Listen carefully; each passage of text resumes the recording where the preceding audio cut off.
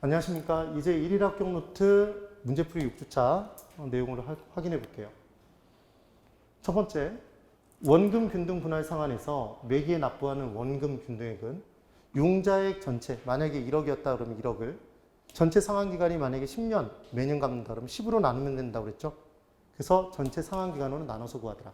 만약에 이 문제가 원리금 균등 상환 방식이라고 문제가 나오면 매기간에 원리금 균등 상환액을 계산할 때는 뭘 곱해서 구한다?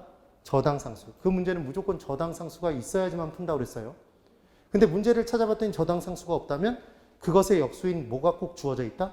연금의 현재 가치 계수가 주어져 있더라. 걔로 나눠서 구하더라. 그 다음 대출자의 전체 이자 수입은 최증식 원리금 균등, 원금 균등의 순서가 된다. 이렇게 문제가 나왔네요. 자, 제가 크기순을 기억하실 때 최증식은 증가니까 제일 크고 플러스니까 제일 크고 체감식은 원금 균등은 체감식이었습니다. 감소하니까 제일 작다. 원리금 균등은 항상 중간이다라는 말씀을 드렸어요. 이게 기억이 나셔야 돼요. 그래서 최증식 상환 방법의 경우에는 초반에는 조금 갚고 나중에 많이 갚겠다는 얘기니까 초반에 조금 갚고 나중에 많이 갚겠다는 사람 중에 갚는 거 봤다?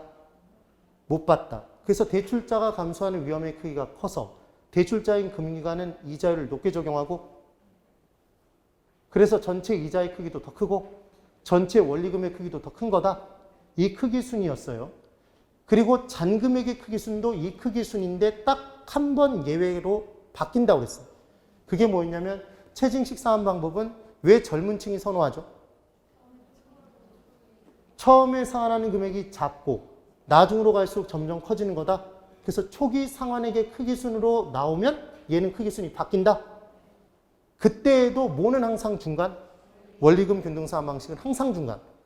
그래서 이 두 가지가 최증식과 원금 균등 상환 방식이 원리금 균등 상환 방식보다 뭐뭐는 더 크고 뭐뭐는 더 작다 그러면 무조건 X. 항상 뭐는 중간이어야 된다? 원리금 균등 상환 방식은 중간이라는 걸 기억해 두셔야 됩니다.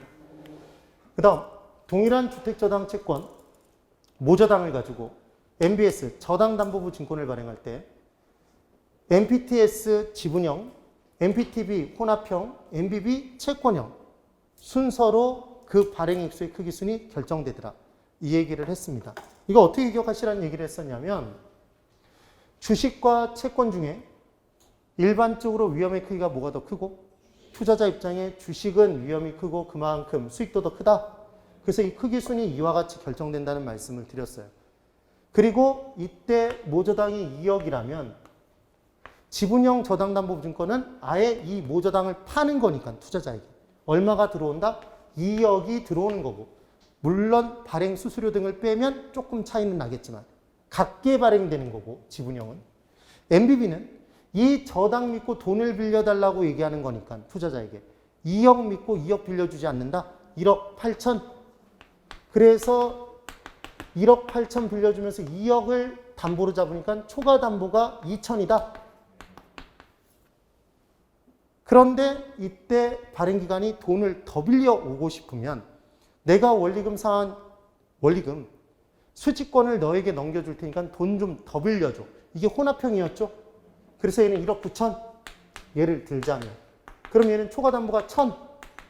지분형은 초과담보의 개념이 없네요. 아예 팔아치운 거니까. 그래서 초과담보의 크기수만 바뀌죠.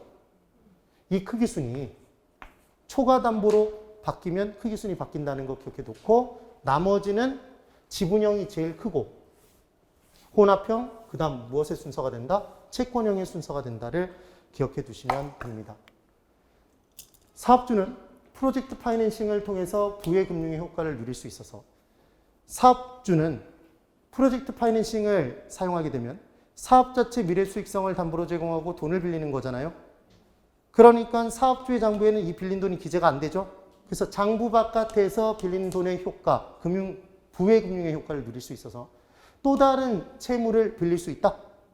또 다른 금액을 빌릴 수 있죠. 그래서 채무 수용 능력이 높아져요.